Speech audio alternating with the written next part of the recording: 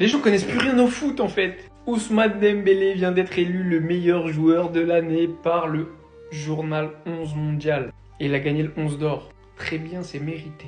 L'intro, elle n'était pas pour lui. Voyons voir le top 10. Pour info, des centaines de milliers de lecteurs du magazine ont voté pour récompenser Ousmane.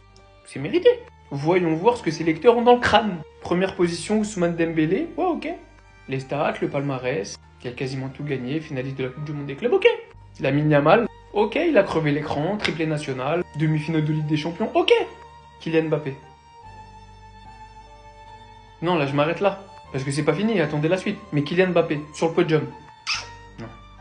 Non. Le mec il a pas, non. Soulier d'or, ce que tu veux, je m'en fous. Première partie de saison catastrophique, saison blanche. Déjà Mbappé devant Hakimi. Non. Hakimi 4ème, bon, ça peut s'entendre.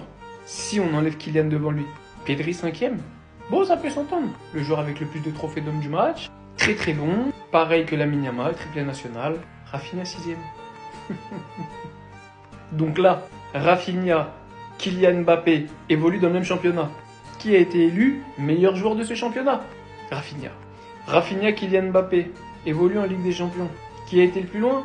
Rafinha. Rafinha, Kylian Mbappé en Ligue des Champions. Meilleur buteur, Rafinha. Meilleur passeur, Rafinha. Expliquez-moi. Mohamed Salah. Bon, après tout, ça peut s'entendre. Nicolo Barella, histoire de mettre un petit mec de Serie A. Finaliste quand même de Ligue des Champions. Ça s'entend, très belle saison. Saliba, étonnant. Lautaro, ouais. Vinicius.